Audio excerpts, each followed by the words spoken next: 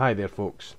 One of the things that we have seen in the press and the media is the better together lie that's been perpetrated and indeed repeated and parroted again and again and again, that Scotland will not be allowed to keep the pound.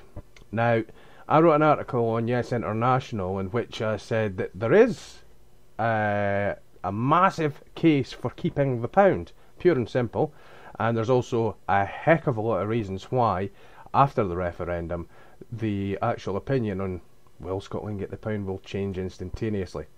Mainly because what you'll have is a situation where you have two governments that are suddenly going to say, you know what, we're going to have to work together in our mutual interests, and we're going to have to work together to resolve all of the issues that are going to creep up after the referendum, so we can ensure that both countries, which are neighbours and good friends, are stable and working together effectively. It will change after the referendum. The line at the moment is pure and simply a Project Fear scare tack designed to make you vote no. The difference in the reality of the subject is totally different, pure and simple. There is no ifs, there is no buts. It's our pound and we're keeping it. It's simple as that. Now, the article that I wrote was extremely big. I mean, really, really big. So much so, in fact, that I've decided to put together this audio version just so people can actually listen to it rather than reading it, because it is a lot of information to absorb, and typically people get either bored or can't concentrate after seeing something for a few minutes. This is just an audio version of the same article that I wrote for Yes International, and I'm going to periodically throughout it try and put some slides up on the screen for you as well. Okay, now I must apologise and make a recommendation. The article was meant to be a page or 2 pages read. If you're following along with the actual article with this audio, then might I suggest that you break it up over a little bit of time and perhaps read it maybe over a day or two. That way it allows you to absorb the information better. Okay. Now, the article was meant to be a page or two's read, but what happened the other night in the debate with Alex Salmond and Alistair Darling annoyed me. Accusations of no plan B and lies about the currency situation, mainly. The information is there if you want to go and look for it, but ultimately what started as a small report has evolved into a book. It is part rant, mostly information and facts, and gets a little bit cuckoo in parts, but I hope that you will take the time to read it all the same. The cuckoo part, of course, being because I wrote it between 12 midnight and 6 AM. So, now I must warn you, there is a sarcasm warning alert for this one. I do get sarcastic in points, but I have a very good reason for it, and once you actually listen to it or read it, whichever one you're doing, you'll understand exactly why. I want to set a few things on the record straight about the currency argument, and I'd ask that everyone please read this, but I would say one thing. This is pretty in-depth. It's easy to understand, but the information is as such that it might take most people a while to absorb it. Don't start reading unless you have the time to do it, but at the same time I would also say do it in chunks, absorb the info, and ultimately study it. Maybe you could read it in chunks over a few days. The article is written more for the undecideds in Scotland at the minute, and I would encourage every person to share the links to the video or to the article with someone that is in fact undecided. Now, I don't promise poetry in the article, or just frank assessment of what I believe to be true when it comes to the whole currency argument in the independence debate. No doubt there'll be many comments about my grammar and spelling, but like I said, this is about independence and your future, and I think my spelling takes a pretty distant tense to the future of an entire nation.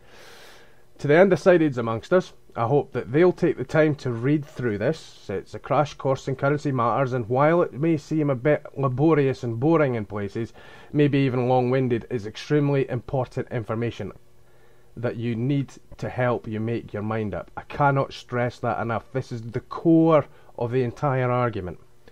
Now, I don't care if you're yes, no, undecided. I only care that you vote.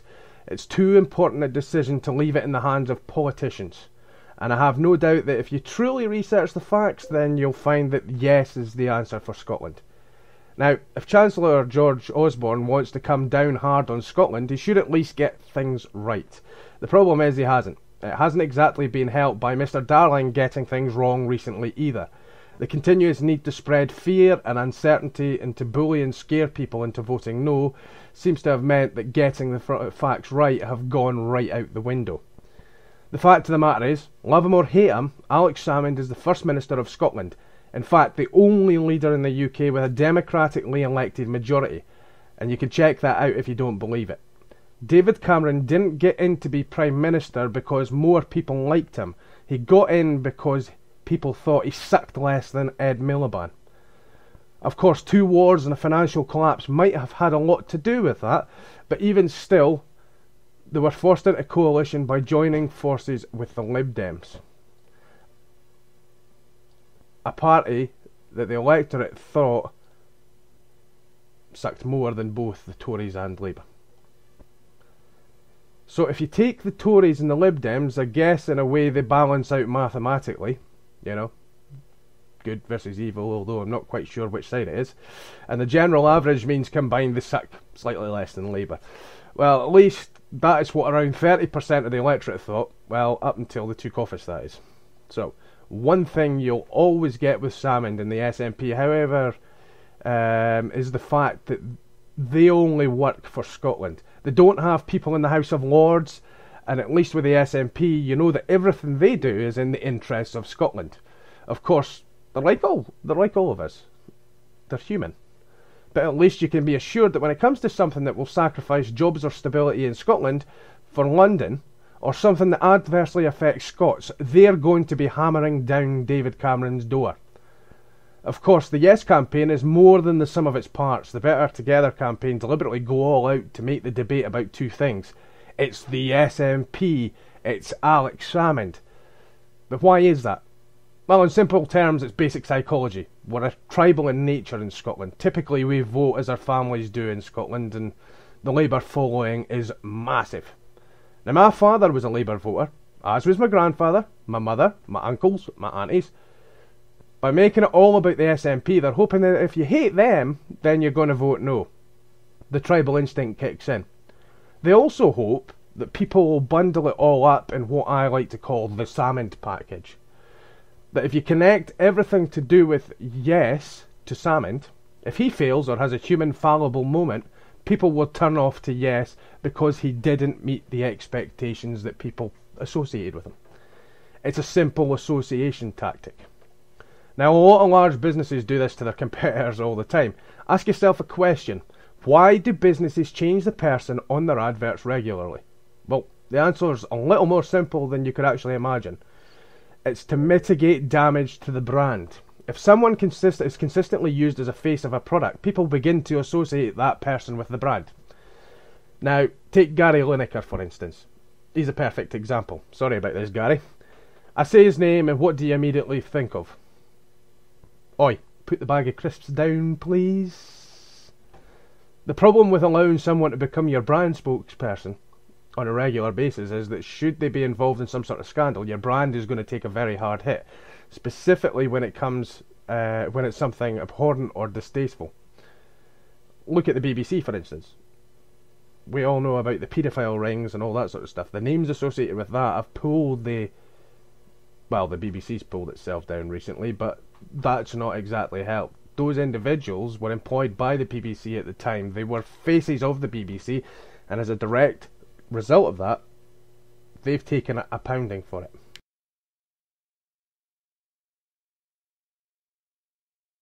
Now, the principle's the same in politics. They have a figurehead like Alex Salmond, attach him to something that they're campaigning against. In this case, it's the Yes campaign. The No campaign are campaigning against the Yes campaign.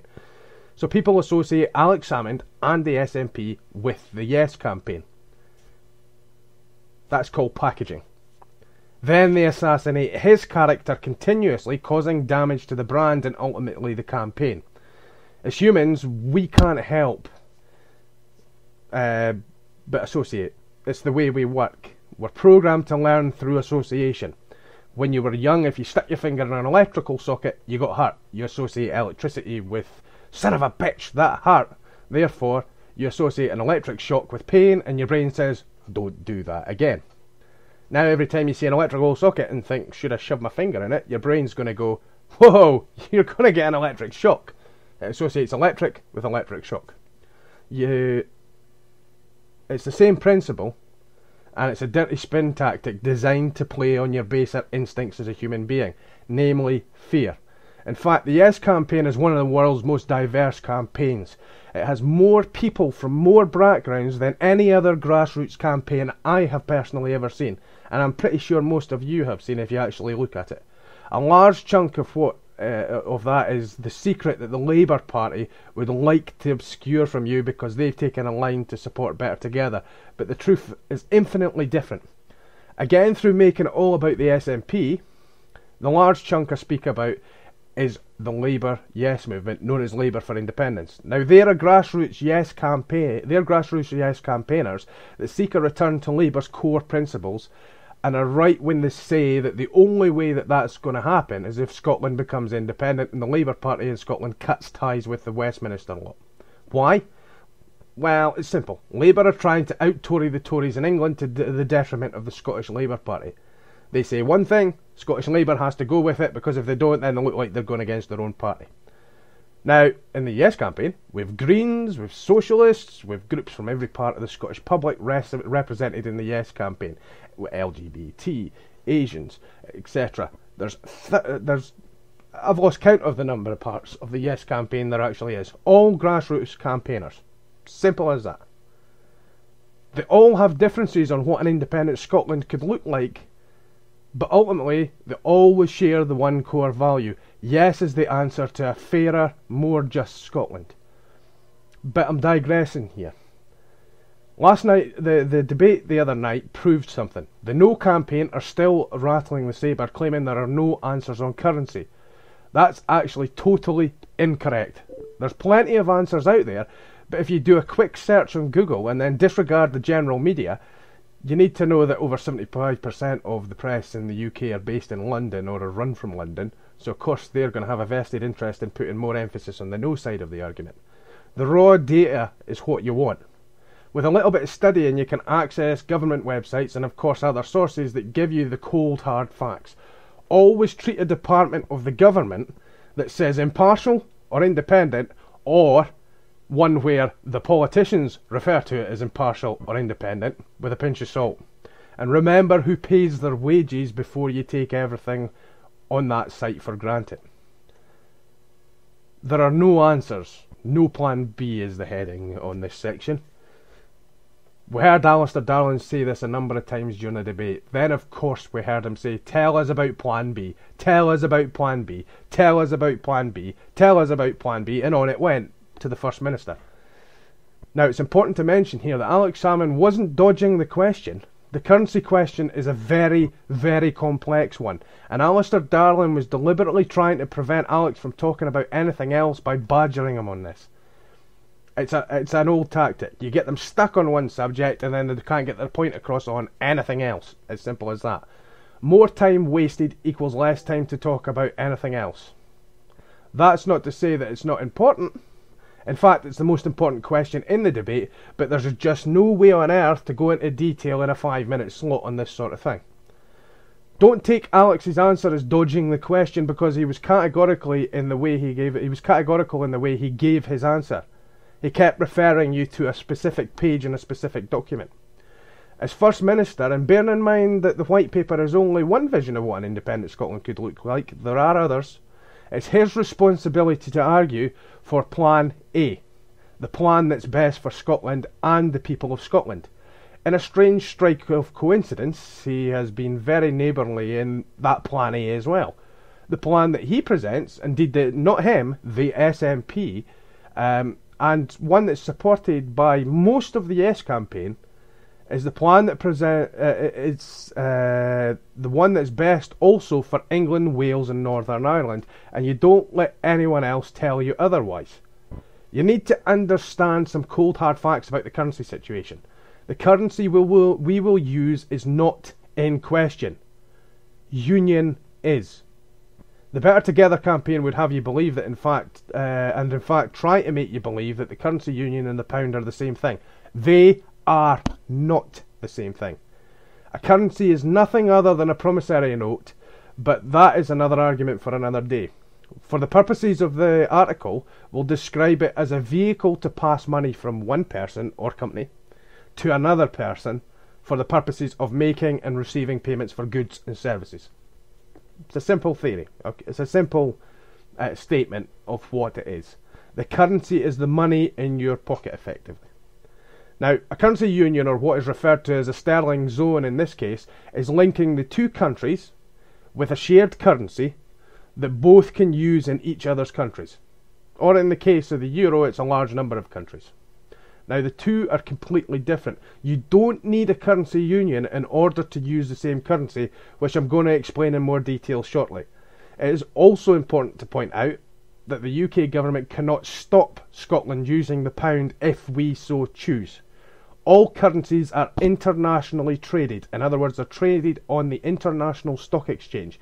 And because of that, all a country has to do is buy them in. And because of that, any country can adopt any currency at any time of their choosing. They can switch just like that. Not a problem whatsoever.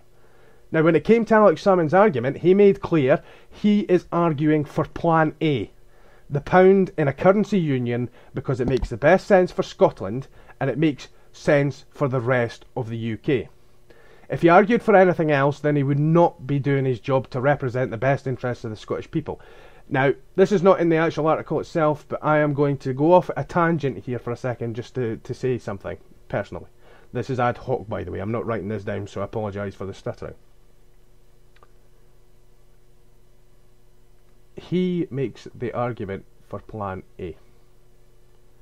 And so did Alistair Darling, I might add. In 2012, he said that it was reasonable and beneficial for both sides to use the pound in a currency union. Now he's suddenly changed it. And I will say one thing as well. He is the head of the Better Together campaign. He's the one that decides the tactics. And it was the Treasury, George Osborne and David Cameron, listening to Alistair Darling, is why they announced, you're not getting to use the pound. They did it at the behest of Alistair Darling. It's important to note that. He's the head of a campaign trying to stop independence. He's the one that said it first. After changing his mind, he's the one that directed the other two in Westminster to follow suit. Of course, it caused a backlash, but he did the direction. Do you really think that they're not going to do a U-turn after the referendum? Me? I know for a fact they're not, and I'm about to go on and explain why. Back to the article. You also need to understand that oh crap, I actually put it in the article. I'll just continue reading. You need to understand that in 2013, Mr. Alistair Darling himself said on Newsnight, on the Newsnight programme, and we quote, Of course it would be desirable to have a currency union. If you have independence or separation, of course the currency union is logical. This was in January 2013. This was him speaking as head of the Better Together campaign, considering it launched in 2012. As Better Together have become more panicky, Westminster, at the insistence of Mr. Darling, issued the statement about no currency union.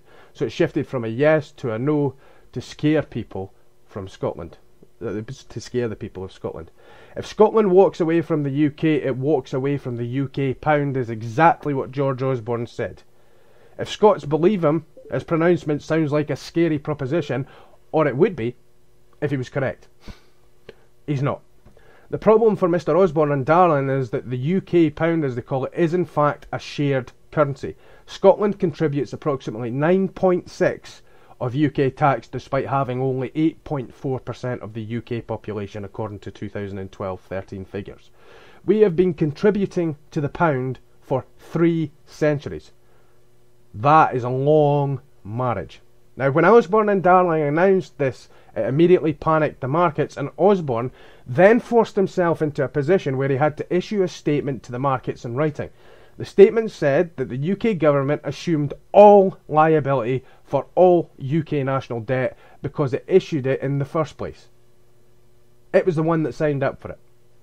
He basically said that whatever happens with the referendum, the UK has assumed all debts and would therefore ensure that it paid and serviced them regardless of what happened with the Scotland situation. This immediately put the shoe on the other foot for Scotland. It handed a victory to Scotland in terms of negotiation. He effectively backed the UK in an untenable position, and believe you me, the markets will hold him and the UK government, will hold him and the UK government to that pledge. So what did it mean for Scotland? Well, to use a better together analogy, independence would be like a mutual divorce between both countries.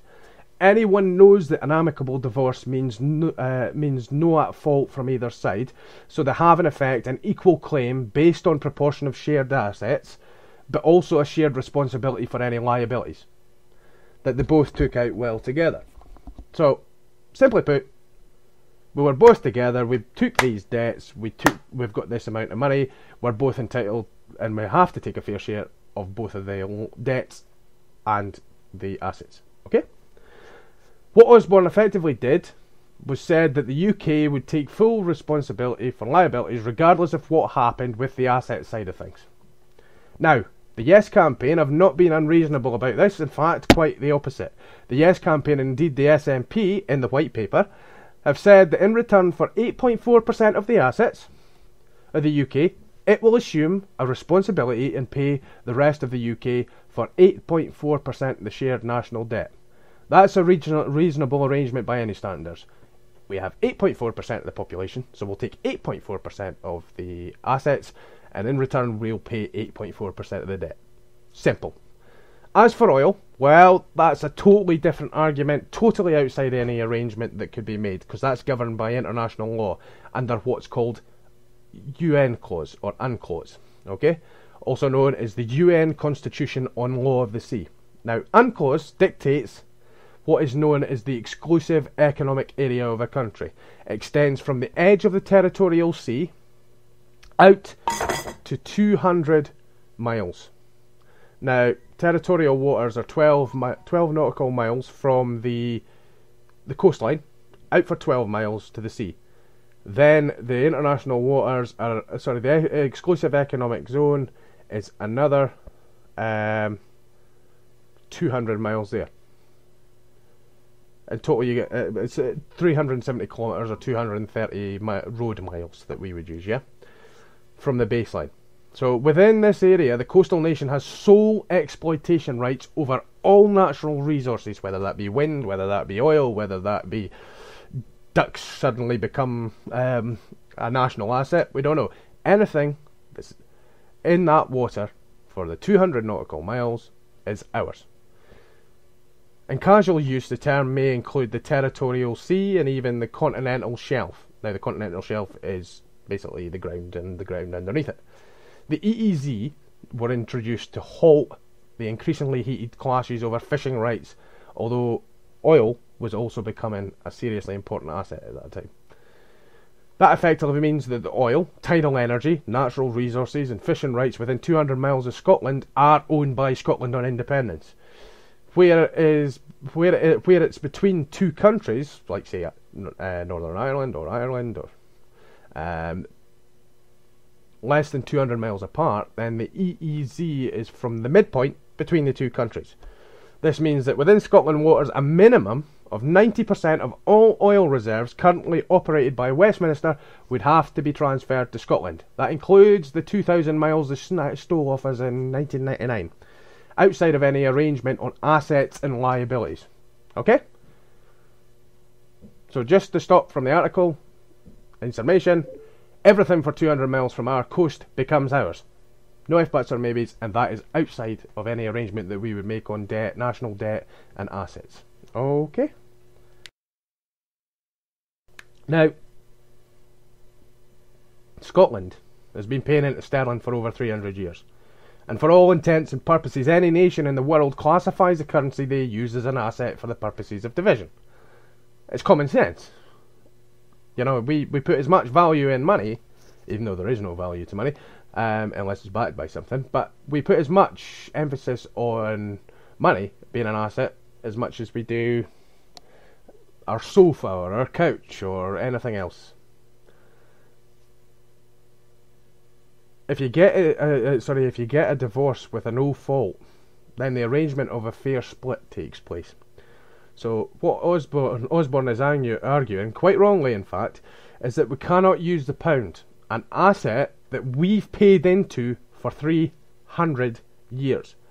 I would add to this as well, it was actually a Scotsman that created both the Bank of England and Bank of Scotland, but shh, they don't want you to know that. Now, no divorce lawyer on the planet would find that fair. If that is the case, the legal ruling would be simple. If we can't have our fair share of assets, then the other party must assume the liabilities. The UK government by law cannot have it both ways, particularly considering they've already assumed liability for the debts with the international markets. They basically shot themselves in the foot. So the Yes campaign are saying categorically that the best thing to do would be to form a currency zone with sterling and allow both sides to use the shared asset. In return, Scotland would assume 8.4% of the total UK liability and everyone's a winner. There are a few other facts that you should be aware of what will mean a script change by the UK after a yes vote. In other words, there's a few things that you need to know that are the reasons why they're going to say yes, you can go into a currency union. Very important. So I'll start with number one. It's always a good place to start at the start. The UK is Scotland's biggest trading partner and Scotland is the UK's second biggest trading partner.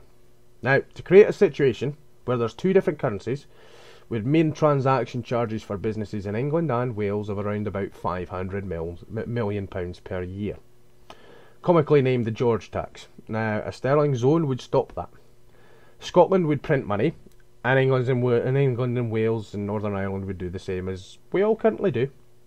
You'd still be able to use a £20 note in Scotland or England. No doubt you'll still get the funny look from the London shop wondering if your Scottish note was real, and the other Scotsman who conveniently pops out from behind the queue behind you yelling, "Oi! I think you'll find that's legal tender!" But ultimately, a currency union would be better for both sides of the border. If they didn't, well, give it a few years until the next UK general elections when the government gets kicked out by taxpayers and then you guys get in on the promise of a currency union. Now, number two. I like to call this the seesaw effect. Now, I'll apologise for the language in this one I'm about to use, but it's very important and the UK population have continuously been misled about this for years. People are not interested in the details of the difference between deficit and national debt, but it's probably the most single important factor in the whole argument about currency. It's also the single most important thing that affects everything in your life and underlines everything you do with your currency. Being tactful about this in the past doesn't seem to have drummed the message home, so I'm going to use language that's a little bit blunt. Now, if the UK finances were a horse, it'd have been taken out back and been shot by now. If the UK finances were a patient on life support, the doctors would have advised pulling the plugs years ago, and if the UK national finances were a business, the liquidators would have been called in to put it out of its misery by now. But the UK finances are none of these. They are what underpin our entire economy. And as a result, no matter how bad it gets, it must be stimulated at all costs. It can't be allowed to fail because rather than having 1 million people at food banks, you'd have the entire population starving and food banks wouldn't exist because nobody would have any money to donate to them. It really is that serious. Now, in terms of the national debt, the deficit and the UK national debt are two totally different things. The national debt stands at around £1.4 trillion. Yes, that's trillion with a T. Expected to hit a whopping £1.5 trillion by next year. That's the entire amount of debt that the UK government has gotten all of us into within the Union. The deficit, on the other hand, is the difference between the amount of money the UK government gets in tax and how much we pay each month on those debts.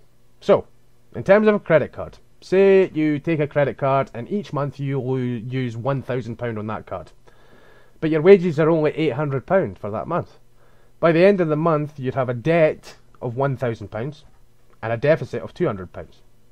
In other words, you're taking on more debt they can actually pay by £200 each month. By month 2, you have a debt of £2,000 and a deficit of £400. So if you were to pay your entire wages to the card in both months, you'd still owe £400. Obviously, you'd continue to have to pay interest on that sum, so you'd probably actually still owe about £440. That is if it was a high street card. Public Finance Initiative. This was the brainchild of the last Labour government. It has caused so many problems it is unbelievable. Now, think Wonga for councils. Somebody got it into his head, a real Thatcher mentality, to spend today and screw tomorrow. PFI was basically taking high interest loans in order to build public buildings now and worry about it later.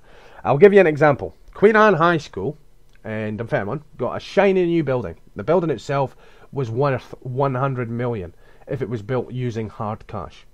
But the Labour Council in Fife decided rather than saving it would use PFI. It signed up to a high interest loan for the building over 20 years. By the time that building was paid for, it will have cost them £260 million. But other conditions are normally added to PFI agreements. Oh yes. Like the cleaners and the domestic staff and the canteen staff must be hired from the PFI company funding the building. That adds more costs. And of course they can charge whatever they want. Why not? They're the only one that can supply after all. It's a bit of a monopoly. They just lost £150 million that could have been used for other incentives over the next 20 years. Now the UK government took the same approach to everything it did, spending money it simply didn't have. Most of it on projects the Scottish people will never see any value in. Bear with me 1 second, guys, I've actually lost my place. There we go. But you contribute to that. So they've taken a stance with most of the projects, and most of the projects the Scottish people will never see any value in. But you can contribute to that at a rate of about 9.6% last year.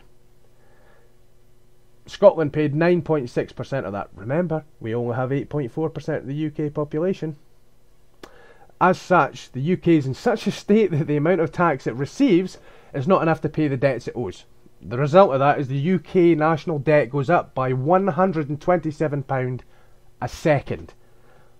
I'll repeat that. £127 a second gets added to the UK national debt. Now, in my view, austerity never works. The only way to effectively build an economy is to stimulate it. The Westminster government has plunged millions straight into banks, money that will never have any value to you.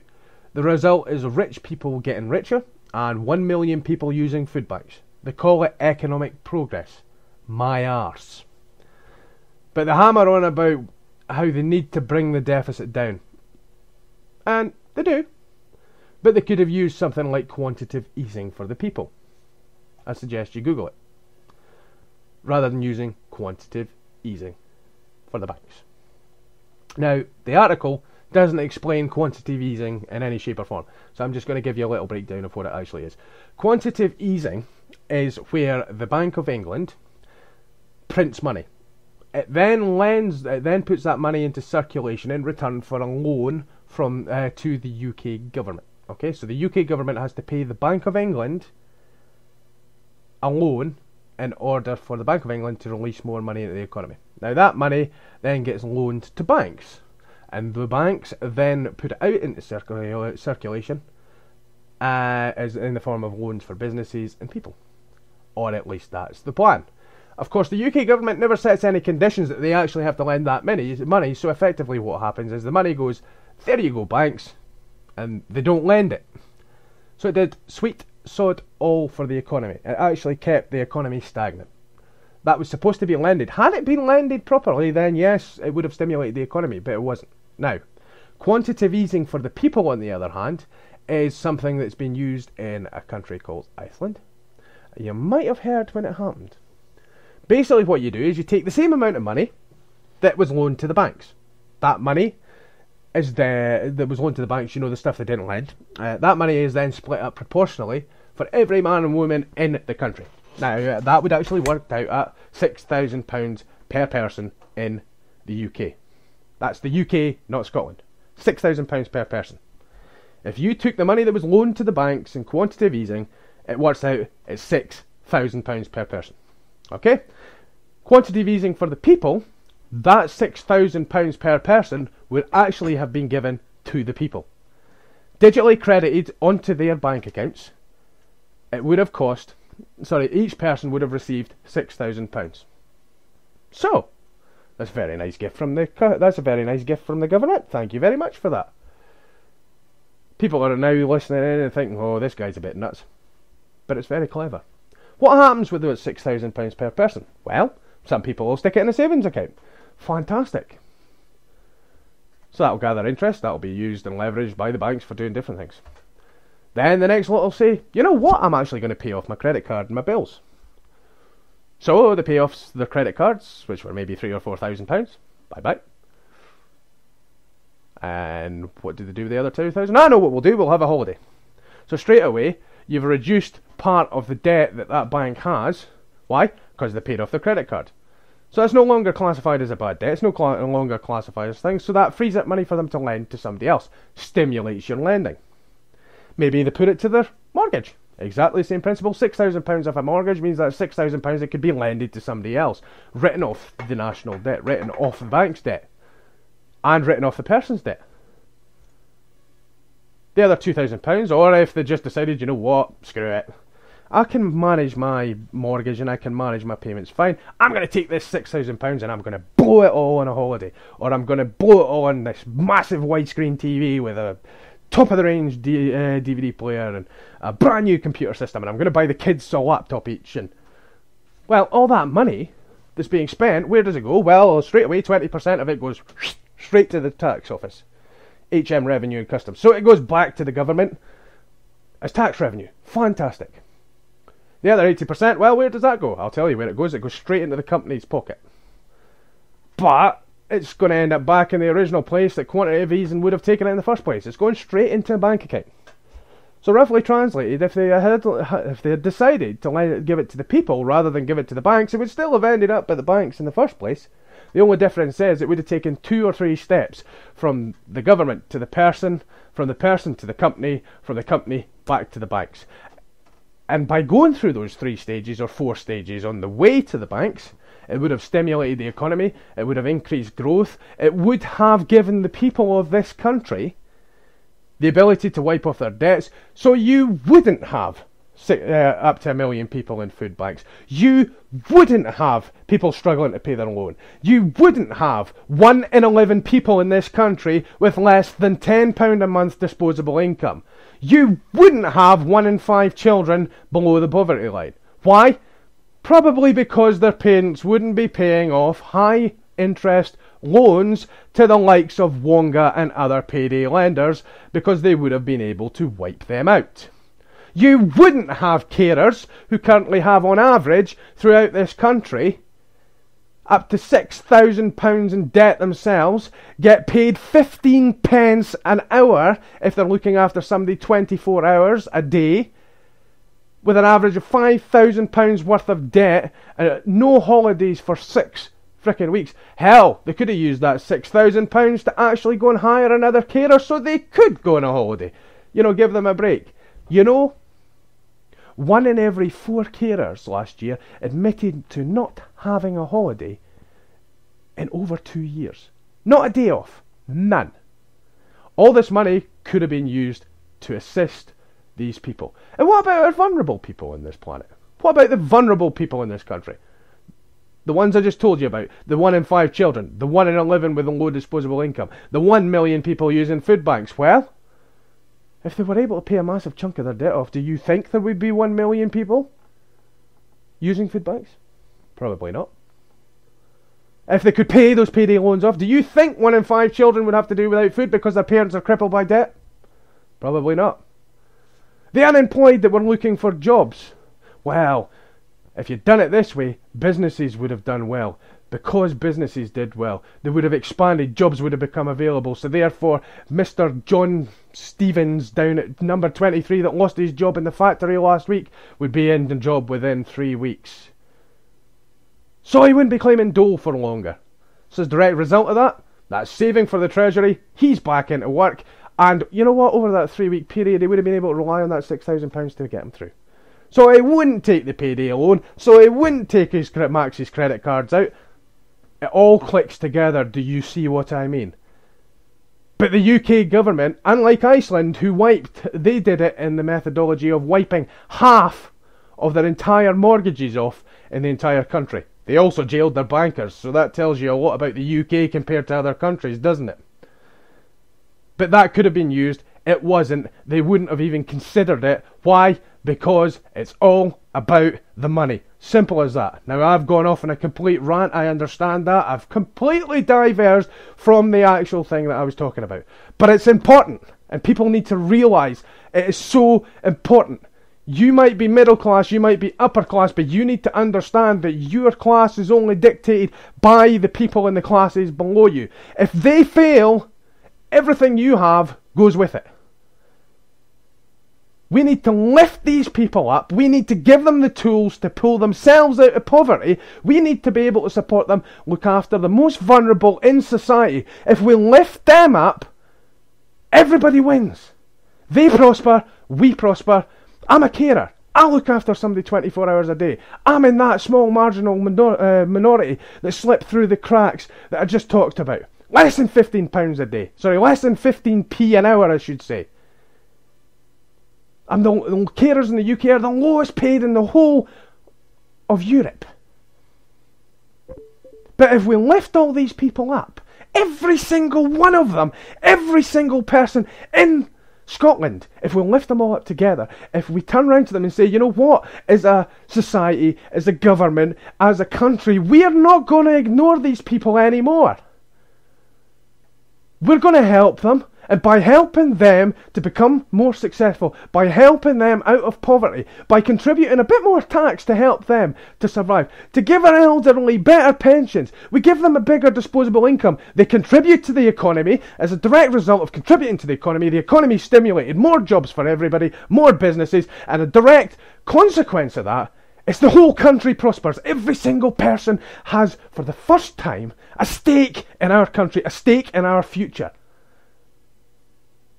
It's something I believe in wholeheartedly. And when somebody turns around to me and says, that person does not have the right, that person does not have the right to have the same quality of life as somebody that's well off. That person doesn't have the right to flipping, to do what they want to do. That person doesn't have the right to have a right. That's wrong. It is so wrong. And it's going on beneath your knees. Our parents, our grandparents, they fought. They had a sense of what the union was. Why? Because the labour unions movement within the UK was all about, let's do it together. Let's get these people lifted up. Let's help these people. That's what it was all about. That's why the older generation in this country have a problem with seeing. Scotland can do so much better because they still have a thought that there's anything left of that movement in this country. In fact, the opposite is true. The civil liberties that they fought for, that they died for, that they themselves supported, that they bled for, that they striked for, that they starved as they went on strike for, that they all supported, are slowly but surely being eroded away day by day, sneakily, under the radar by a government. Oh, it's just reformation. It's not reformation, it's destruction of the rights that every man and woman in this country have, and it's not on. It is not right. It is not acceptable, and the only way to ensure that we can prove that it is not acceptable, that we can tell them finally, no, we are going to do it the right way, is a yes vote. Quantitative easing is only one example of how it could have been done differently, and it would have lifted so many, and I mean so many, and the UK's growth wouldn't have been 0.3%, it would have been 4 or 5%. And the 6 million people, the 6% population of Scotland that doesn't have a job, they would have been in employment. But it's Tories. Austerity, austerity, austerity. Punish the poor to pay for the rich. But that, ladies and gentlemen, is the effect of quantitative easing and quantitative easing for the people. I apologise for the rant and for going off on one. I'll now continue to the broadcast programme. The deficit as a whole needs to be brought down. There's no debate about that. It needs to be brought down. There is a big debate on how it should be brought down, but it does need to be brought down. It needs to be brought down to a point where the income to the government is more than the amount it needs to pay out for debt. Only then will it actually start paying back its debts. But at that point, the UK will still be under £1.5 trillion worth of debt. And again, you'll continue to pay 9.6% more per head in the population than anywhere else in the UK. You'll still continue to pay 9.6% or more towards that as part of the union. As far as the seesaw is concerned, at the minute the UK has a population of 64 million people, including Scotland. Okay? Scotland has 8.4% of the population, but it contributes 9.6% of all taxation to the UK Treasury. That's based on the 2013 figures. Sometimes it goes up, sometimes it goes down ever so slightly, but not by much. In each of the last 30 years, we've put more into the system than we get back. Now, the No campaign, I'll always tell you that we have 8.3% of the population and get 9.3% of all UK spending, which is basically true. But that lets them say that we get higher spending than the rest of the UK, and subsequently we would be screwed if we left the UK. But if you look again at those figures, and what Better Together say, at times we've contributed 9.9% to the UK tax and only received 9.2% back. That's the 2013-14 figures.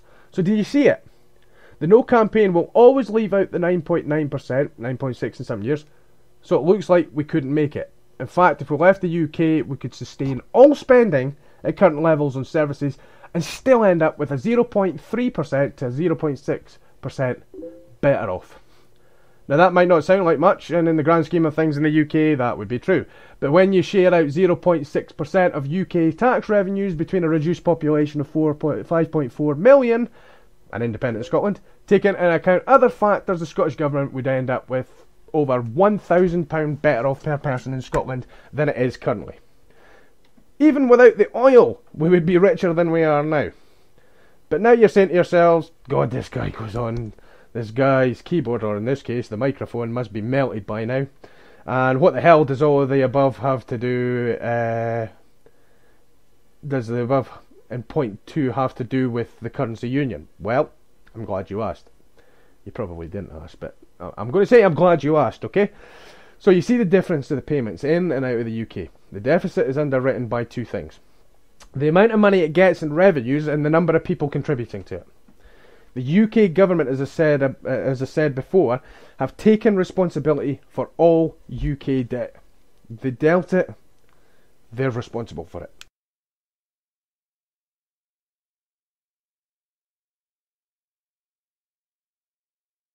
In other words, if Scotland was refused a currency union, and we refused to take the 8.4% of the national debt, which we'd be entitled to do, no assets, no debt, then immediately on independence, the rest of the UK would be stuck with a national debt of over £1.5 trillion. Less of a population size, by 5.4 million people, and would instantly lose 9.9% of its taxes to pay for the UK national debt. Not including all the oil revenues. So from dot 1, the UK would end up with more debt and an instant increase in their deficit by 9.9%. That would be devastating. I'm not even including the loss of the North Sea oil revenues and all that. Who would be stupid enough to screw themselves to the wall like that? This takes us nicely into point 3, North Sea oil revenues. Now, before I delve into this, I need to explain the principle of what has been proposed in the white paper known as the Sovereign Wealth Fund.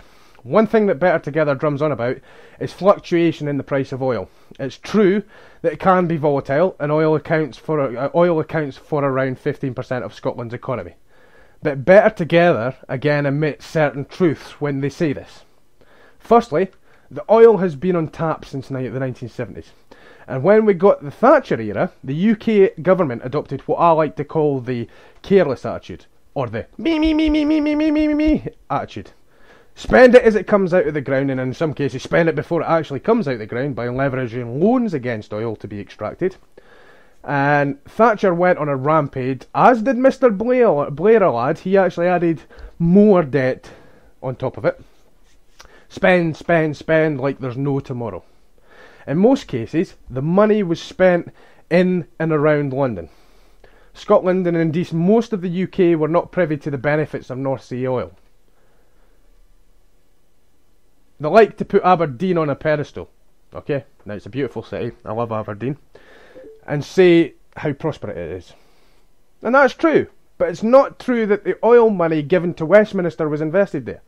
Aberdeen is prosperous because its population that work in the oil industry. It's a hub full of higher earners, and as a result they spend money in their local economy, which meant regeneration and ultimately a very prosperous city.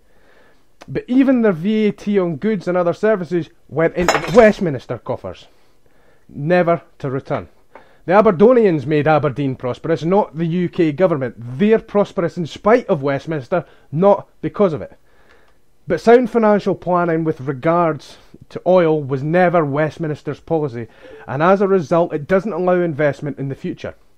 The White Paper has a very simple premise based on countries like Norway: to spend only a minimum percentage of the oil revenues each year, increasing year on year to boost, maintain and improve Scotland, and save the rest away for a rainy day.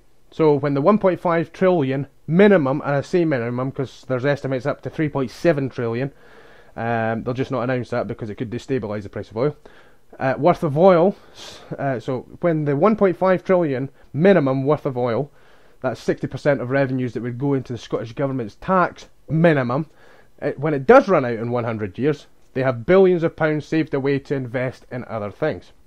Norway started theirs in the 1990s, and it's resulted in them having no debt and saving nearly 500 billion for a rainy day.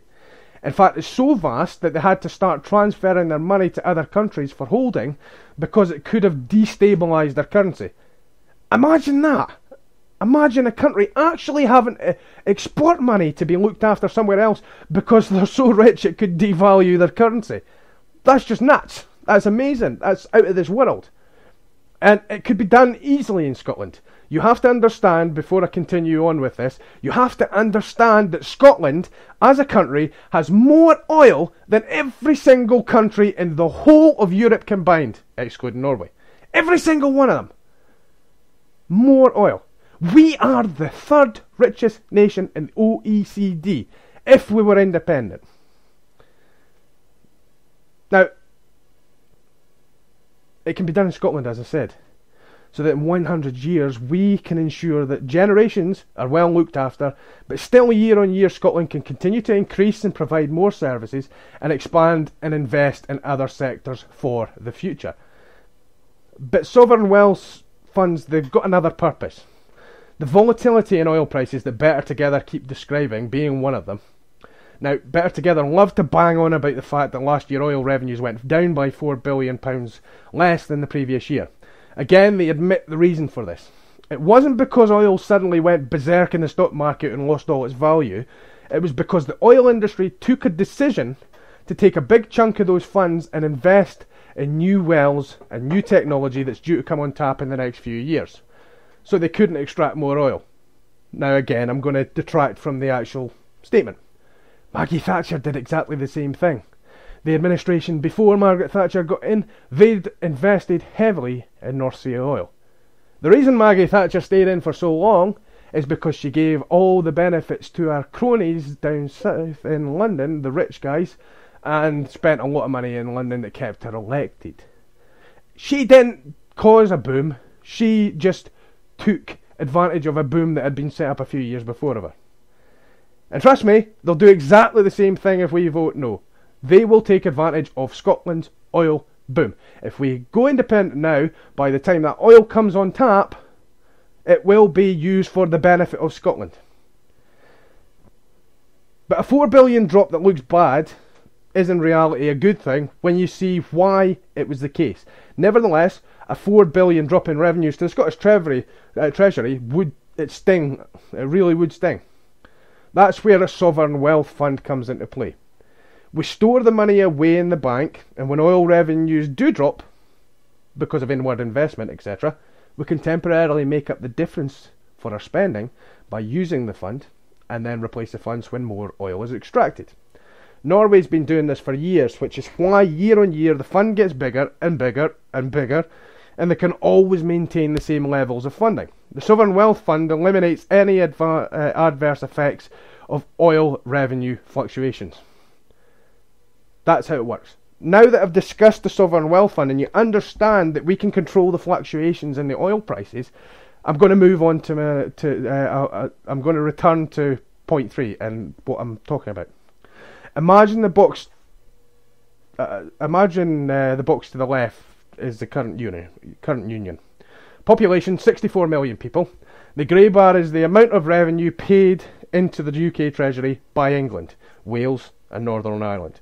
The blue is the revenue, 9.9% paid to the Treasury by Scotland, plus the oil revenues.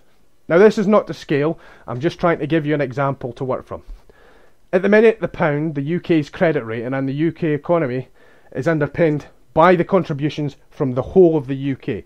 When you take all the revenues from the UK that they receive, we call this the balance of payments. The UK can claim and underwrite the pound by declaring the entire revenues from the whole of the UK in their balance of payments. And then they leverage it to borrow and do everything to run the economy. Okay? Now, we take a totally hypothetical approach to the next one, okay? And assume that Westminster's totally lost the plot and has said no to a currency union. They've been forced to assume the full 1.5 trillion of the UK's national debts. Scotland has 90% of the oil, more than 1.5 trillion pounds worth, and takes with it its whopping 5.4 million people and 9.9% of the UK's tax revenues, okay? If you average it out, the UK loses around 15% of its entire economy by the time you take into account Scotland's other major trades, like whisky. Okay? There are others, but I'm just like whisky, okay? So immediately, they lose a chunk of payments, and they lose a massive chunk of the assets they can leverage against. Scotland is now being classified by the OECD as the third richest nation per head in the world, and gets a AAA credit rating, which credit ratings agency Standard & Poor's said it would get even without the North Sea oil. Okay? So what do you think is going to happen to the pound that Westminster refused to share? Well, for a start, they can't put Scotland's revenues and assets down on the balance of payments. Interest rates on their debts go up because they become a higher risk. Their credit rating goes down as a result of the same risk factors, and ironically, the pound against all other currency begins to drop as well. This instantly causes the markets to go, we're all doomed! And albeit it's temporary, and the UK loses billions of pounds in investment, in interest, and other factors as well. George Osborne loses his job, maybe sectioned because he's lost the plot as well, which would be ironic, because if he had refused a currency union, we would assume that he had actually lost the plot. And effectively, the crap hits the fan. Always bear in mind that as a nation, we contribute more per head than any other part of the UK. We subsidise the UK. I'm going to say that again, okay, so it drums into your head. We subsidise the UK, not the other way around. Now let's look at Scotland inside sterling zone with the rest of the UK. Straight away you see what I'm getting at. Scotland's revenues, although being ours to do with as we please and use as we see fit, would be stored and looked after in the Bank of England, which might get renamed to the Bank of Sterling, which would be kind of cool. Therefore, the UK would in fact say, we are in a sterling zone, therefore these are the assets from the nations within that sterling zone, and they could put the Scottish economy on the books as part of the sterling zone. So straight away that's going to mean several things. Firstly, it means that nothing would really change at a public level. You wouldn't notice the difference using the currency.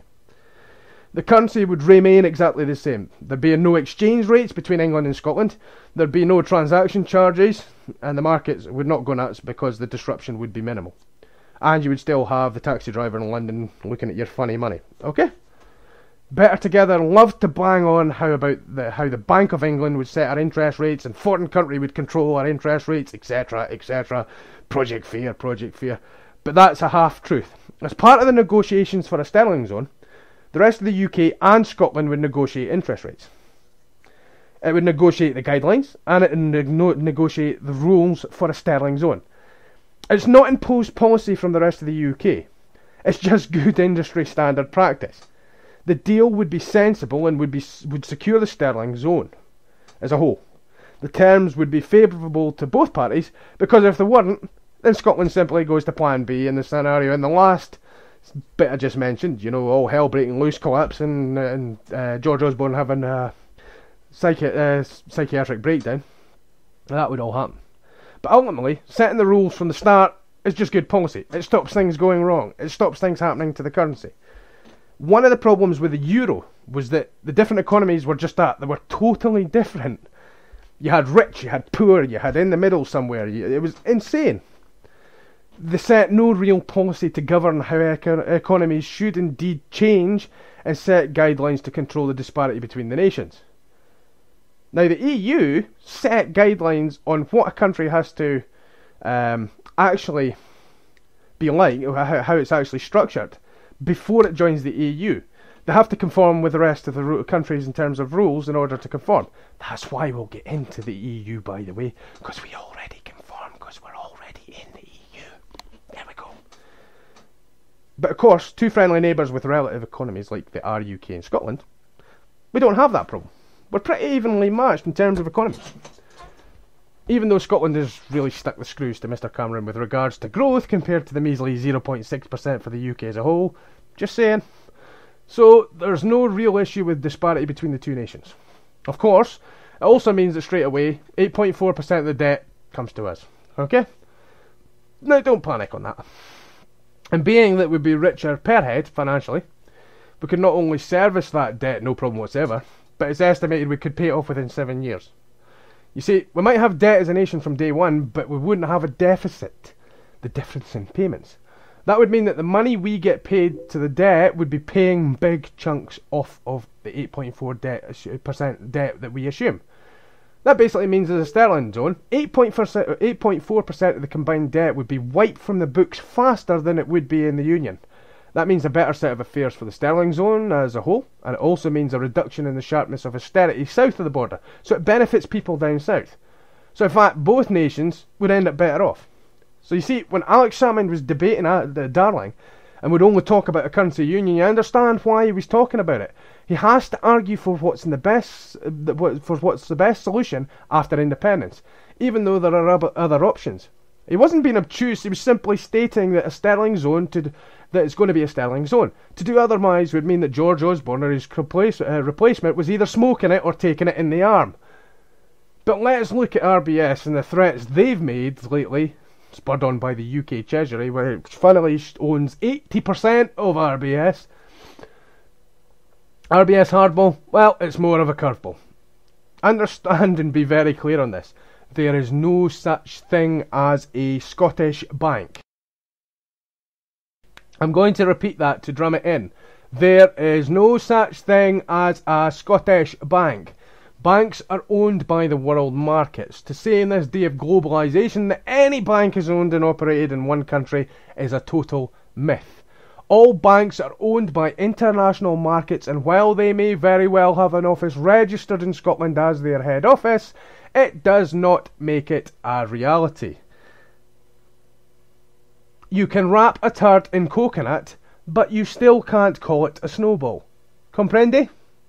A true idea of a bank's location is in fact where they do the majority of their trading. In fact, most of the banks in the UK's trading is done in a little place called London. They are London-based banks owned and operated by the international markets. In this case, with RBS, it's a London-based bank owned by the whole of the UK, run by London on our behalf. Another lie, and I say lie because that is exactly what it is that Scotland could never have bailed out the banks. To put that in perspective for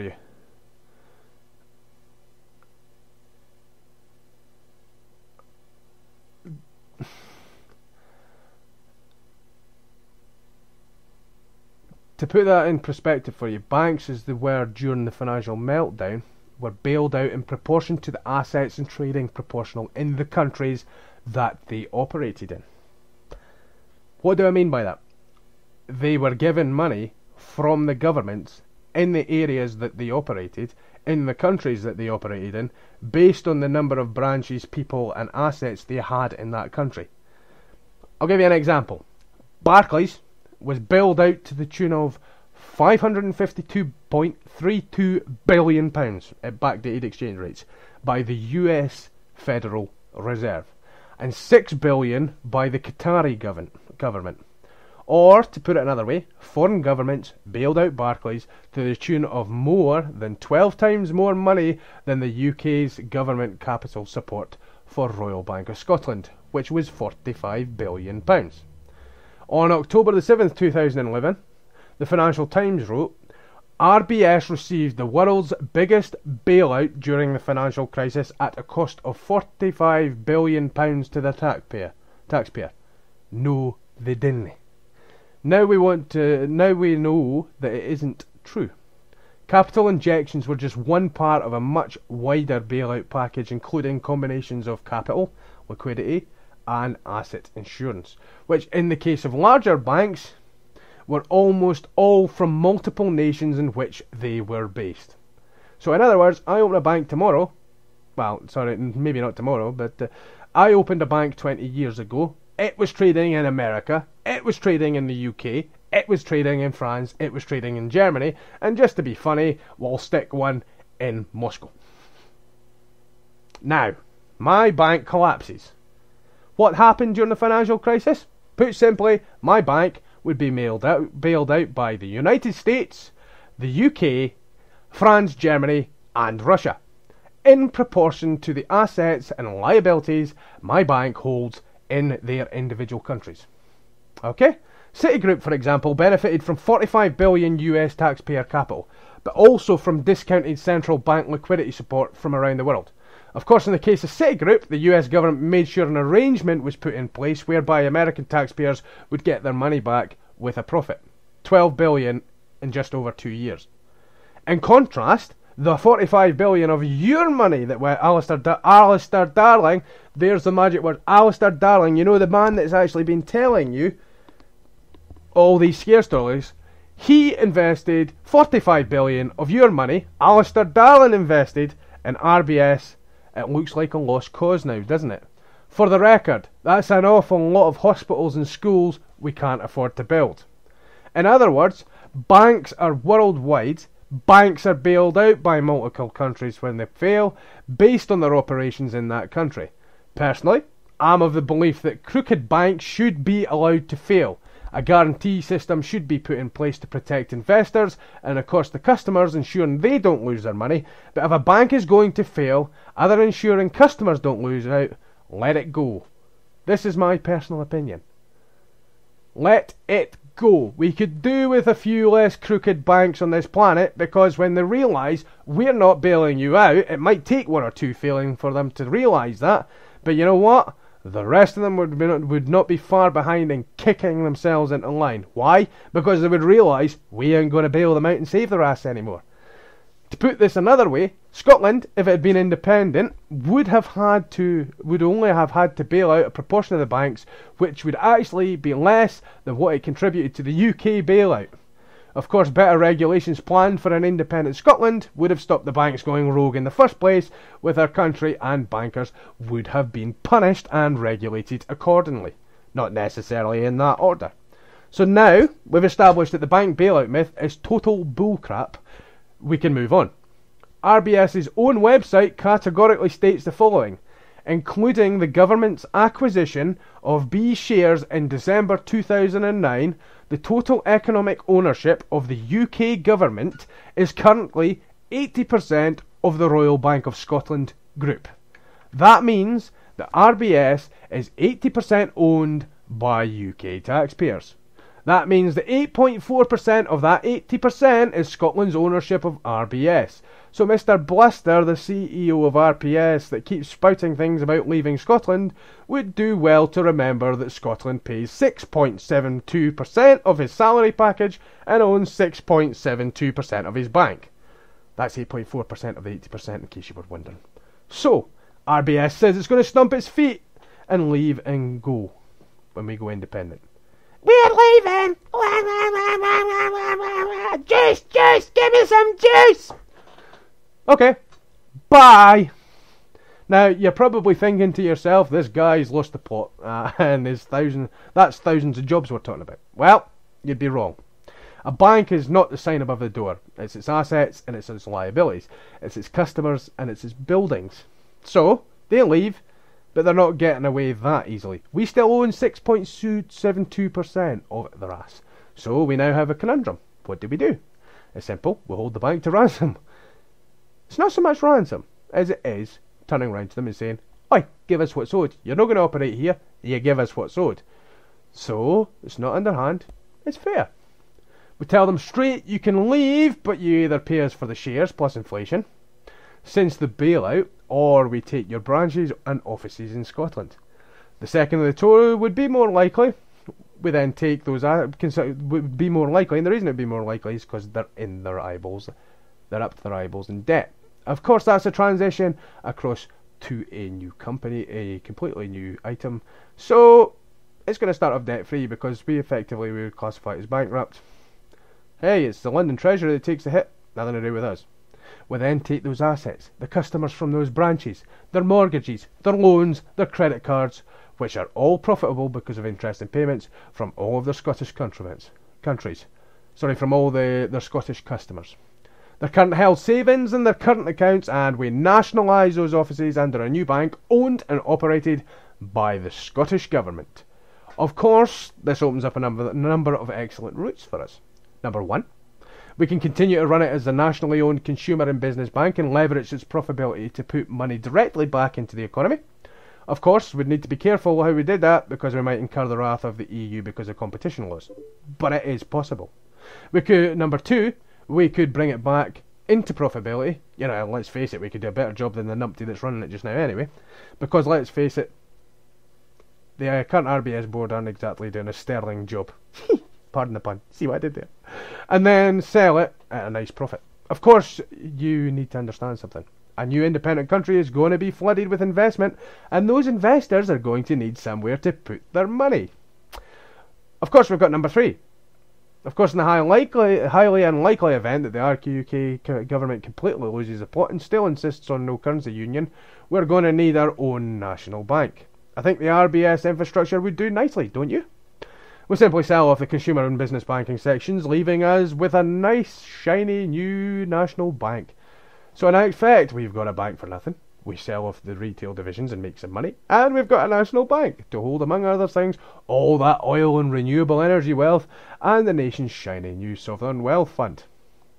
Of course, all of these routes mean several things. The customers don't get boned and the staff still have a job. Now, the board of RBS by this time, probably already handed their P45s and being replaced, would be responsible for cutting off their own arm. The markets would go nuts and it would be a feeding frenzy. The share price for the remaining business would end up in the toilet, and it would have serious detrimental effect to the rest of the business that they still have left. So ask yourself a question. How many of them would have the mental health section of the RBS Articles of Association applied to them if they were to do this? It would be complete insanity. Of course, in 1997, Standard Life threatened to up sticks and leave, just like they've done this time. But at the end of the day, it comes down to money, and banks can't really go about cutting 5.4 million people out of their business now, can they? It just makes sense.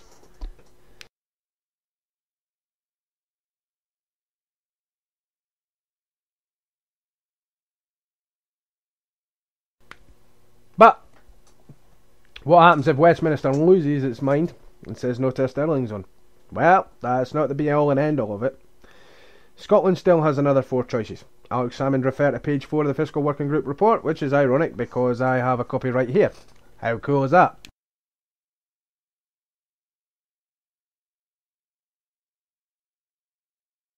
Now, we'll start from the left to right, and I'll explain some details about each of the other options. Remember, though, that the likelihood of needing these is virtually non-existent because the scare stories now will evaporate after a yes vote. So, number 1, joining the euro. Well, as you can see, the euro is a monetary zone consisting of many countries. It gets a bad rep because of its melt time. Hey, we've all had a meltdown at one point in time, just after the financial crisis, but they've pretty much worked out the bugs.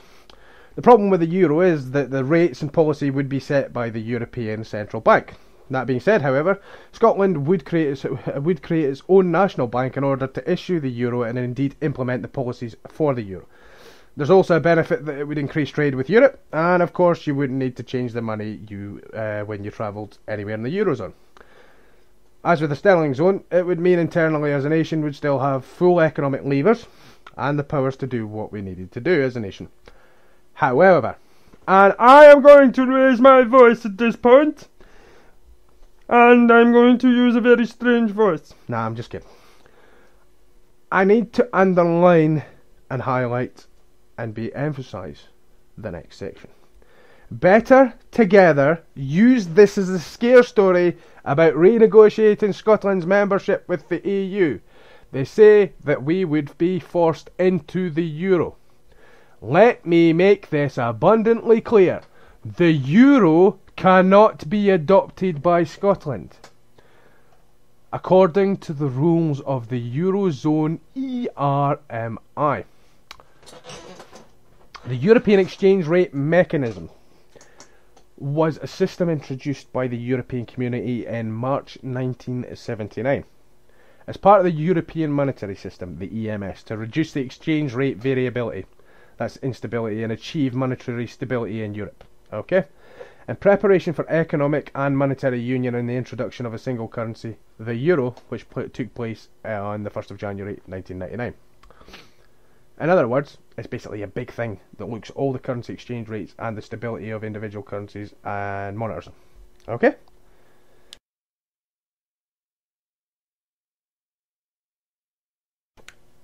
After adoption of the euro, policy changed to linking currencies of countries outside the eurozone to the euro, having the common currency as a central point. The goal was to improve the stability of those currencies as well to gain an evaluation mechanism for potential eurozone members. The mechanism is known as ERM2, and which superseded the old ERM. Okay? Now to put that in perspective for you, countries link or tag themselves to the euro in terms of exchange rates and fluctuation. It basically prepares their economy to match the same as the euro. So there's not a shock when they join the euro. It matches their economy to the European Union before they can join the euro. In order to join the euro, Scotland would have to have its own currency and be a member of ERM2 for a minimum of 2 years to establish relative details on our economy before we would be allowed to adopt the euro. It's highly unlikely that Scotland, after adopting its own currency, would then change to the euro. It's even more unlikely that the people of Scotland would vote to join the euro. So bang! There goes your Project Fear scare story. It would take us a minimum of 2 years and creating our own currency anyway to be able to join the euro. So we won't. I would like to note at this point, Project Fear is a name given to Better Together by its own staff. We take no responsibility for that term, and breach of copyright using it is only for educational purposes. Anyway, no monetary union. Our own currency is number 2. Well, I've always been a real fan of this idea, and I see the sterling zone as just a stopgap measure, but that's my personal opinion. At some point Scotland is going to accelerate faster economically than the rest of the UK. It is going to happen, pure and simple. With numpties like David Cameron, George Osborne running the economy, yeah, we're handling at it. We're going. We're going to flatten them. When that happens, it may be beneficial to create our own currency. With our own currency, we would be able to control everything. We'd have our own national bank and lender of last resort. We wouldn't have to agree on to conditions of use. We would set all policies and all exchange rates, choose fixed rates or floating rates, and we would deal with everything ourselves. Of course, we also have the option to do what's called pegging the currency to another currency, by simply buying in sums of that currency so we could track the exchange rates of the currency peg, like the UK pound for instance. So we create up our own currency, we peg it to the UK pound, therefore the exchange rate goes up and down at the same rate as the UK pound. So the exchange rate always stays the same. to be funny, I'm going to call the new currency the Mars bar. Why? Well, Better Together think it's funny to call it that, so why the hell not? It's not got a name just now, so we'll call it the Mars bar. So, on day one, we have the Mars bar. After independence. Of course, Westminster said no to our 8.4 assets, so we said no to their 8.4% liabilities. It's like two schoolboys standing across the road from each other, giving each other the middle finger. We start our own currency, and we're totally 100% debt-free.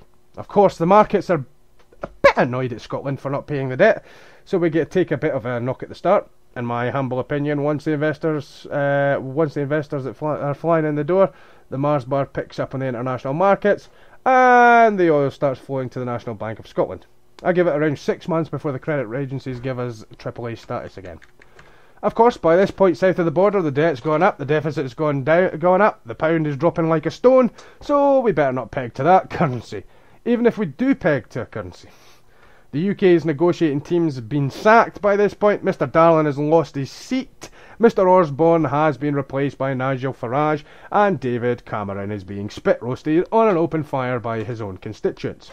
Now, at this point, you're probably seeing the sarcasm creeping in, and I think I've kind of lost the plot. Well, I was up for 16 hours before I started writing at 1 AM, and it's just past 6 AM, insomnia does strange things to people. On the plus side, my wife does wonders with Photoshop and made me a picture a few months ago for a laugh. It is on the website, at the bottom of the page.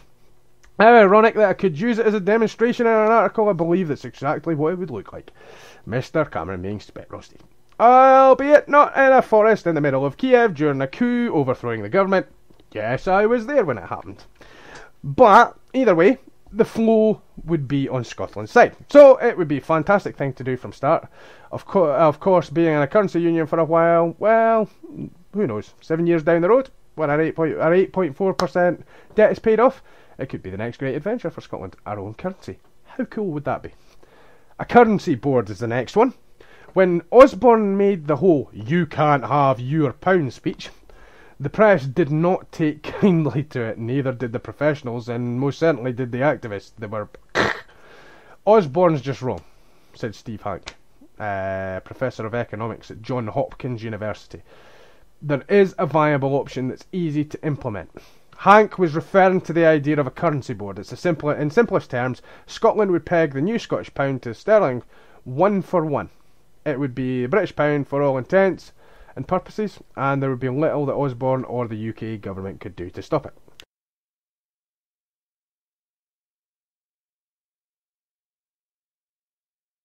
Now, Hong Kong is a perfect example where they've managed to do this fabulously well. Said Peter Rodriguez, Professor of Business at Durden Graduate School of Business in Charlottesville. That's America, people. Hong Kong started pegging its currency to the US dollar in 1983, after it had a crisis. The real challenge is to link the currency with one that has closely related business cycle.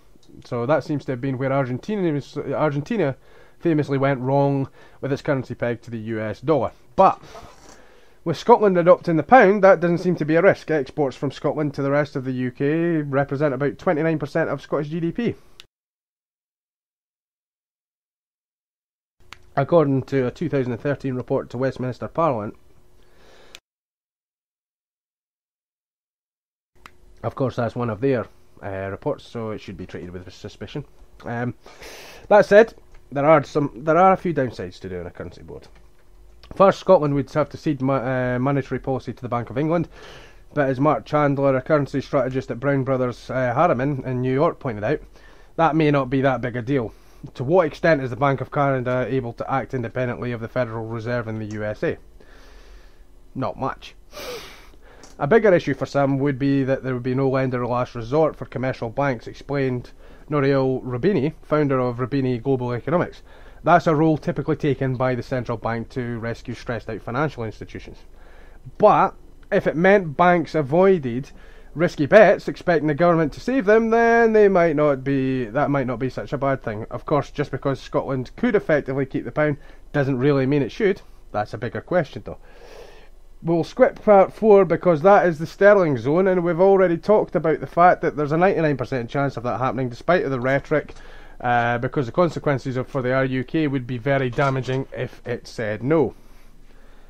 In an informal arrangement, Scotland could choose to retain sterling but would not enter a sterling zone. It's an internationally traded currency, so there is nothing Westminster could do to stop it. We'd just buy in the pound. Of course, if we had to take this option due to it being refused a sterling zone, again we'd end up debt free from day one. 8.4%, 8.4%. We would have a national bank, but it would have only a limited role. The currency would remain as it is right now, despite the objections of Westminster, would still be able to do it.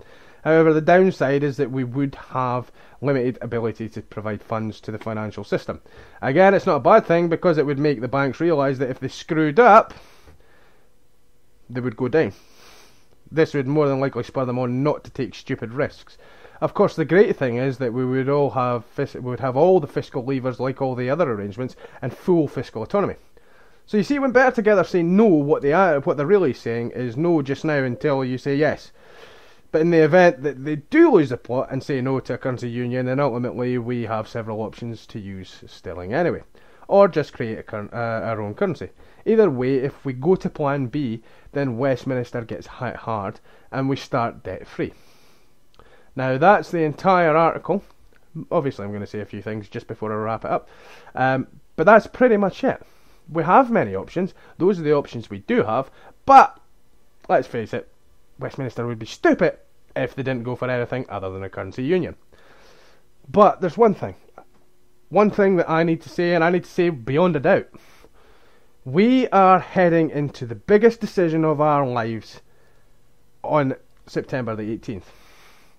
As a nation, we need to break free from the UK. Now, I'm not reading some speech or something like that off the screen. I'm saying this ad hoc and from the bottom of my heart. If you don't vote yes on the 18th of September, watch this space. And the reason I say watch this space is because another person promised more powers after independence. Another person did exactly the same as Better Together are doing right now. Her name was Margaret Thatcher. The end result was poverty, decay and decimation to the Scottish economy, to make sure that we could never go independent again. By a stroke of luck, we managed to secure a parliament in 1997 for our people. We were able to secure a parliament that allowed us to govern ourselves, partially at least. We've proved the point that we can do it ourselves. We've proved the point that we do it differently. We nearly didn't get that chance. It took 20 odd years for it to happen. Do you believe, ask yourself honestly, do you believe that David Cameron and his cronies at Westminster will allow us a third chance? I don't. My father doesn't, and he lived through the Thatcher years. My grandfather doesn't, because he too lived through the Thatcher years. The fact is, it's better for both parties if we just go our separate ways and become a separate country. And I say separate country because we are. People say that separatism is a dirty word. They say it's a word that shouldn't be applied. It's independence, not separation. And you're right. What we are looking for is independence. Why? Because we are already separate. We have different values. We have a different government. We have different laws. We have a different education system. We have a different national health system. We have a different way of looking at life. And we have a different way of looking at our future. Westminster is austerity on stilts. That's my new quote. They keep saying it's stupidity on stilts. I'm going to say it's austerity on stilts.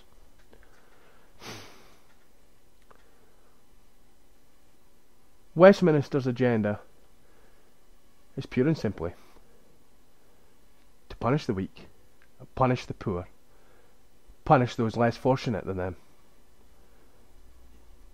their viewpoint, whether they're Labour, whether they're Lib Dem, or whether they are Tory. They are all right-wing now, and you have to understand that.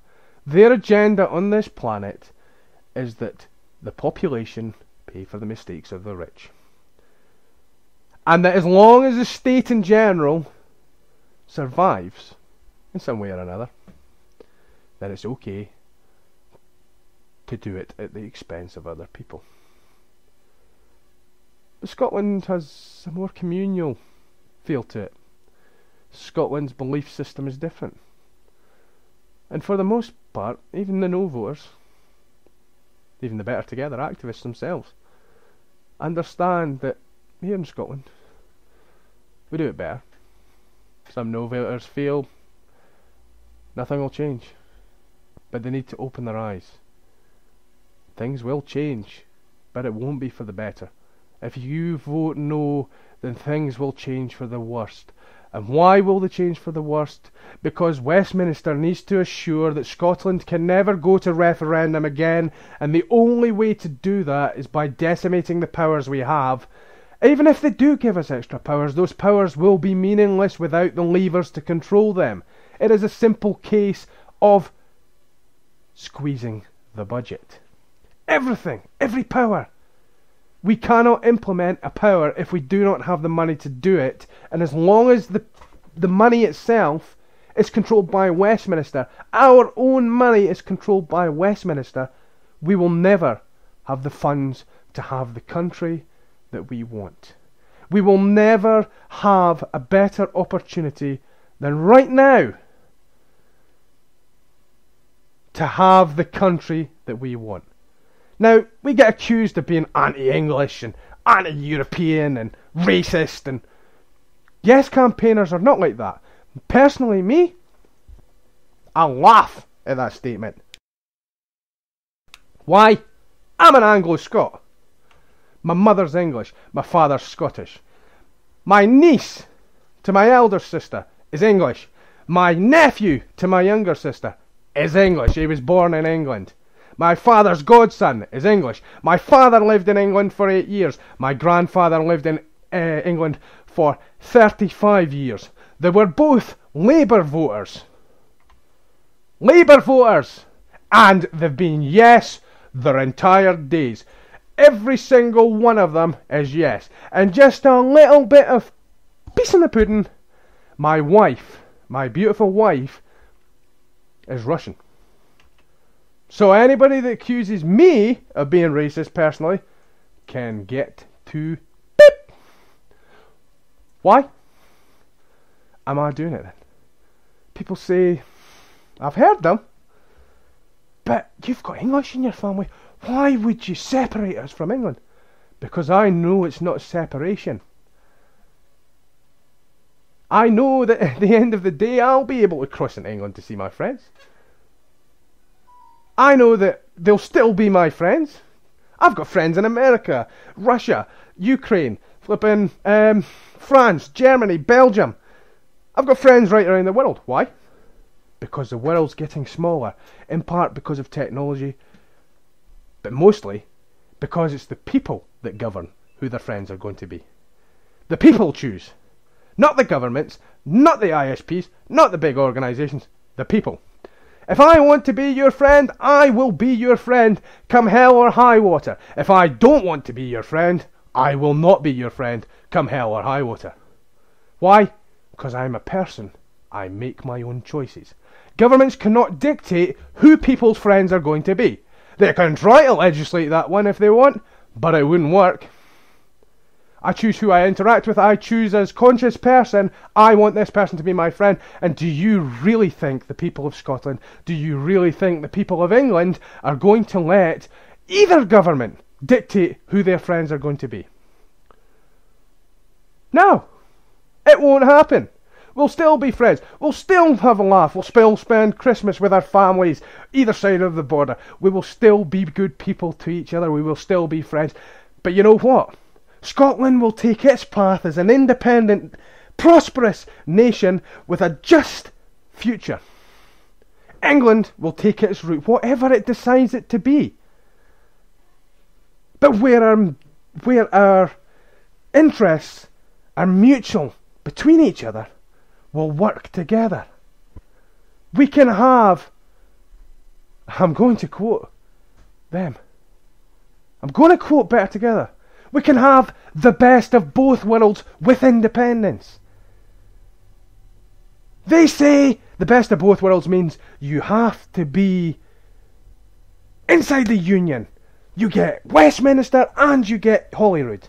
I say the best of both worlds is independence. Why? Because you launch yourself onto the international stage. You become an independent nation, making your own choices in everything you do. But at the same time, through friendship and mutual interest, you can work together, not as a subservient nation, but as equals. Yes means equalisation. Yes means Scotland stepping up to the same level as England, Wales and Northern Ireland, the rest of the United Kingdom. We step up to the same level. We step up to the same level as every single independent nation in the whole of Europe. Every single one of them. We become equals amongst equals. Far from getting the best of both worlds with Better Together, with the No campaign. The only way you get the best of both worlds, independence and friendship, is through voting yes. You also don't have to worry about the dire consequences of voting no if you make your decision to vote yes. Fear, fear, fear is Westminster. We must take this action, or this big, bad, horrible thing will happen. How many times have you heard it? How many times have you heard Westminster government treat Scotland? the whole UK. In fact, most people above the Watford Gap. How many times have you heard that? We must take this action, or this is going to happen. They did it in the Iraq War. Both of them. Well, the first one was technically Kuwait. Afghanistan. They did it in the Falklands. They did it during the bank bailout. It's been continuous. Fear, fear, fear, fear. And you know what? The British government, the British establishment, are the best in the world at it. During the Falklands War, the propaganda, the Falklands War was, the Americans described it as the American intelligence services described it as a thing of beauty. They changed the stories as they were sent from the Falklands, because bear in mind you didn't have the internet. Modified, changed everything in those stories before they were transmitted. So the general public in the UK didn't actually get the full truth from what was actually being said in the Falklands. It was a thing of pure beauty. You have to understand Westminster, the Better Together campaign, are experts. They've been doing it for 300 years. You've been paying for it. It's the pill that nobody wants to swallow, but is strangely attracted to. That they tell you is free, but in actual fact you paid for without actually realising it. We need to break away from Westminster. It's going to be to the detriment of our country if we don't. We need to break away from everything that is Westminster, so we can pursue what we want to pursue. It's not separation, it's, in fact, a better relationship, not for the governments, but for the populations. Because we can both sit across our table from each other and say, this person is equal to me. And the arguments of the past will slip away.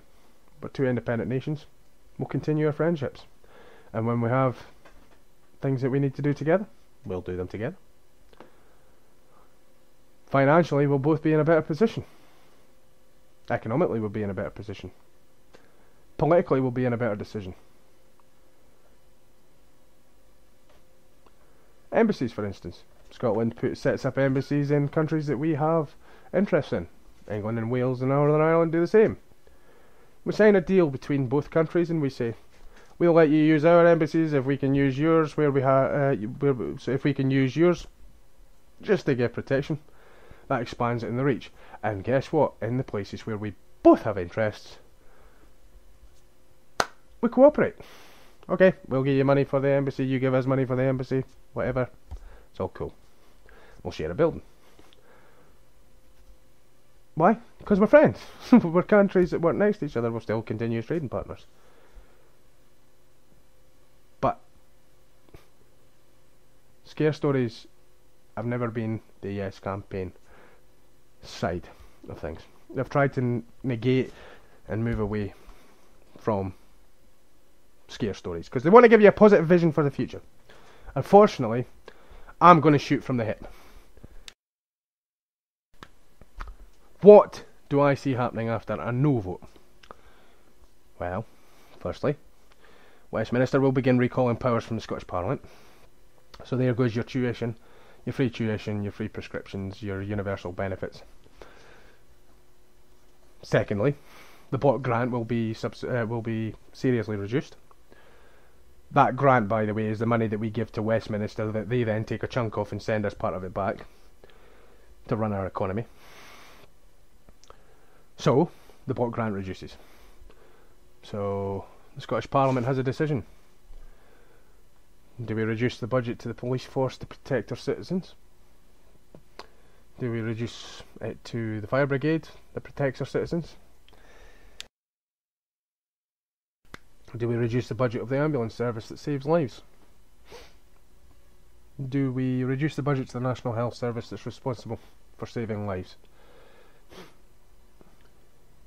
Where do we make the cuts? How do we make the cuts? Your services will be turned off one at a time. You will end up paying for things that you have a right to as a human being. You will end up with a much lower quality of life. But you'll pay more for it. It's not a scare story to say that Westminster will do exactly what they've already done after 1979. It is a fundamental truth that they have interests in Scotland to the tune of £1.5 trillion minimum in oil, as well as putting abhorrent nuclear weapons on our soil, because in the words of the MOD in 2000, societal contamination resulting from an accident at Fast Lane would mean acceptable collateral damage. And if you don't believe me, you can look that one up. They will ensure that our country is unable to stand on its own 2 feet ever again. Our powers at the Scottish Parliament, if the Scottish Parliament is allowed to continue, will be nothing more than flipping whitewash show for the public. They'll have no real basis of power, they'll not be able to legislate, they'll not be able to change anything. If anything, we'll end up deeper in the Union. There'll be no fiscal autonomy. Ask yourself a question and ask yourself a question good. It was Westminster, it was Better Together that insisted no Devo Max on the ballot paper. It was them that forced the hand of a yes or no vote in September. Ask yourself why they did that. And then ask yourself a bigger question. After they said no to that, why are they now saying, oh, we'll give you more powers. We'll give you Devo Max. We'll give you more powers. If they had intended to give you more powers, if they had intended to give you more control over your own destiny, it would be on the ballot paper. There would be a third box to tick that said Devo Max. As it is, at their behest, it's not there. So do you really think, pledges or no pledges, I hear Nick Clegg signed a pledge the other day that said they would give more powers to Scotland along with a couple of other leaders. But don't forget, that man also flipping put a pledge in England, signed a pledge in England. And that pledge says they were going to introduce tuition fees. What is it? £9,000 a year?